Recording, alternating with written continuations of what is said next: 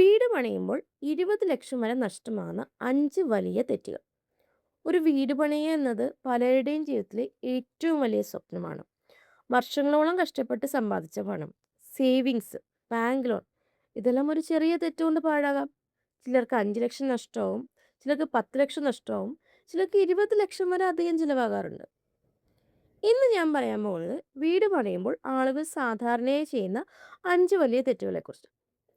നിങ്ങളിപ്പോൾ വീട് പണിയാൻ പ്ലാൻ ചെയ്യുകയാണെങ്കിൽ ഈ വീഡിയോ അവസാനം വരെ കാണാം. കാരണം ഇതിൽ പറയുന്ന ഒരു തെറ്റ് പോലും നിങ്ങൾ ചെയ്താൽ പിന്നീട് അതിൻ്റെ വില ലക്ഷങ്ങളിൽ നിങ്ങൾ കൊടുക്കേണ്ടി വരും. വീടറിവിലേക്ക് സ്വാഗതം. ഞാൻ 14 ഇയേഴ്സ് എക്സ്പീരിയൻസ് ഉള്ള ഒരു സിവിൽ എഞ്ചിനീയർ ആണ്. വീട് നിർമ്മാണം, ബഡ്ജറ്റ് പ്ലാനിംഗ്, നിർമ്മാണത്തിലെ സാധാരണ തെറ്റുകൾ എന്നിവയെക്കുറിച്ചുള്ള പ്രായോഗിക വിവരങ്ങളാണ് ഈ ചാനലിലൂടെ ഞാൻ പങ്കുവയ്ക്കുന്നത്. ഓക്കെ, നമുക്ക് ആദ്യത്തെ തെറ്റിലേക്ക് പോവാം. മിസ്റ്റേക്ക് നമ്പർ 1, സോയിൽ ടെസ്റ്റ് ചെയ്യാതിരിക്കുക. പലരും ഇങ്ങനെ ചിന്തിക്കും, എൻ്റെ അടുത്തുള്ള വീടുകളിലൊന്നും സോയിൽ ടെസ്റ്റ് ചെയ്തിട്ടില്ലല്ലോ, അല്ലാതെയല്ലേ അവർ വീട് പണിതത്, അപ്പോൾ എനിക്ക് അതിൻ്റെ ആവശ്യമില്ല. പക്ഷെ ഒരു പ്ലോട്ടിലെ മണ്ണിൻ്റെ സ്വഭാവം അടുത്ത പ്ലോട്ടിലേതിനേക്കാൾ പൂർണ്ണമായും വ്യത്യസ്തമായിരിക്കും.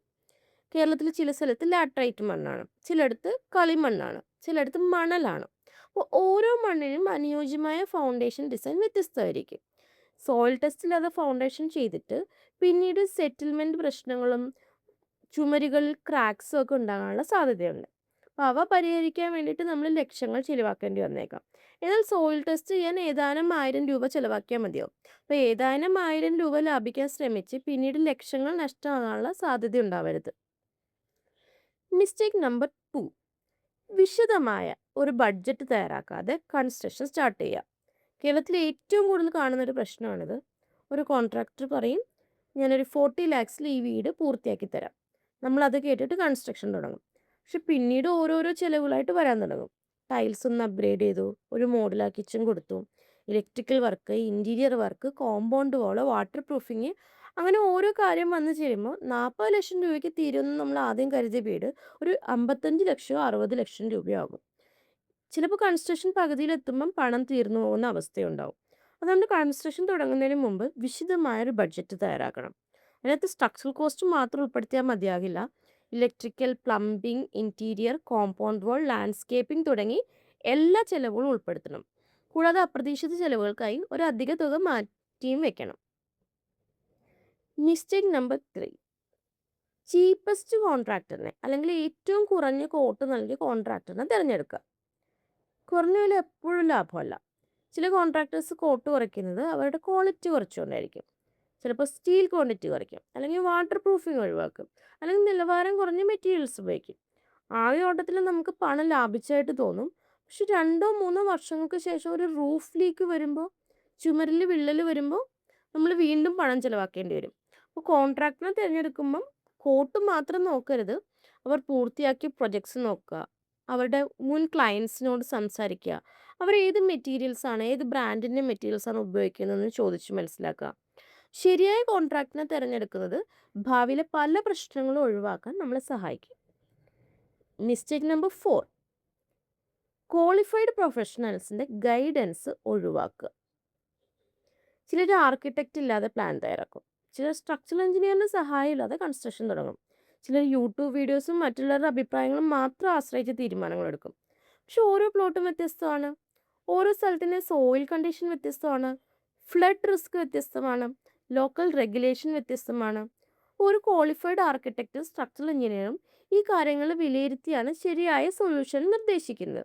അപ്പോൾ പ്രൊഫഷണൽ ഫീസ് ലാഭിക്കാൻ ശ്രമിച്ച് പിന്നീട് വലിയ നഷ്ടം വരുത്തിയേക്കരുത്. ഒരു നല്ല പ്രൊഫഷണൽസിൻ്റെ ഗൈഡൻസ് നിങ്ങളുടെ വീടിൻ്റെ സുരക്ഷയെയും ദീർഘായുസിനെയും നേരിട്ട് ബാധിക്കുന്നു. മിസ്റ്റേക്ക് നമ്പർ 5, വാട്ടർ പ്രൂഫിംഗ് ഒഴിവാക്കുക. കേരളത്തിലെ മഴയുടെ അളവ് എത്രയാണെന്ന് നമുക്ക് എല്ലാവർക്കും അറിയാം. എന്നിട്ട് കൺസ്ട്രക്ഷൻ സമയത്ത് വാട്ടർ പ്രൂഫിംഗ് ഒഴിവാക്കുന്നവർ ഇപ്പോഴും ധാരാളമുണ്ട്. കൺസ്ട്രക്ഷൻ കഴിഞ്ഞ് കുറച്ച് വർഷങ്ങൾക്കുള്ളിൽ ആളുകൾ ഏറ്റവും കൂടുതൽ പരാതി പറയുന്നത് റൂഫ് ലീക്കും ഡാം വോളും സംബന്ധിച്ചാണ്. ഇവ പലതും കൺസ്ട്രക്ഷൻ ഘട്ടത്തിൽ തന്നെ ശരിയായ വാട്ടർ പ്രൂഫിംഗ് ചെയ്താൽ ഒഴിവാക്കാൻ കഴിയും. കൺസ്ട്രക്ഷൻ സമയത്ത് വാട്ടർ പ്രൂഫിംഗ് ചെയ്യുന്നതിന് ചിലവ് താരതമ്യേന കുറവാണ്. പക്ഷെ പിന്നീട് ലീക്കേജ് റിപ്പയർ ചെയ്യാൻ അതിൻ്റെ പലമടങ്ങ് ചിലവാകും. കൂടാതെ flooring damage, furniture damage, paint damage തുടങ്ങിയ അധിക ചിലവുകളും വരാം. കേരളത്തിൽ വാട്ടർ പ്രൂഫിംഗ് ഒരു ലക്ഷറി അല്ല, അതൊരു നെസസിറ്റിയാണ്. ചുരുക്കി പറഞ്ഞാൽ വീട് പണിയുമ്പോൾ ഒഴിവാക്കേണ്ട 5 പ്രധാന തെറ്റുകളിൽ ഒന്നാമത്തേത് സോയിൽ ടെസ്റ്റ് ചെയ്യാതിരിക്കുക. 2 ഡീറ്റെയിൽഡ് ബഡ്ജറ്റ് ഇല്ലാതെ കൺസ്ട്രക്ഷൻ തുടങ്ങുക. 3 ഏറ്റവും കുറഞ്ഞ കോട്ട് നൽകി കോൺട്രാക്ടറിനെ തിരഞ്ഞെടുക്കുക. 4 പ്രൊഫഷണൽ ഗൈഡൻസ് ഒഴിവാക്കുക. 5 വാട്ടർ പ്രൂഫിംഗ് ഒഴിവാക്കുക. ഈ 5 തെറ്റുകൾ ഒഴിവാക്കിയാൽ നിങ്ങൾക്ക് ലക്ഷക്കണക്കിന് രൂപ ലാഭിക്കാം. അതിനും പ്രധാനമായി നിങ്ങളുടെ വീട് കൂടുതൽ സുരക്ഷിതവും ദീർഘകാലം നിലനിൽക്കുന്നതുമായിരിക്കും. ഒരു വീട് ജീവിതത്തിൽ ഒരിക്കൽ അല്ലെങ്കിൽ 2 തവണ മാത്രം പണിയുന്ന ഒരു കാര്യമാണ്.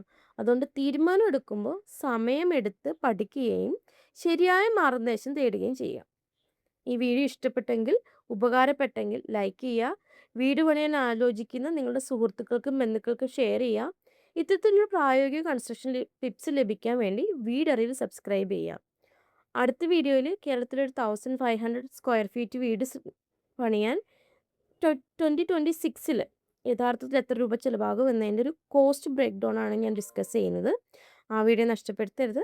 Thank you. See you in the next video.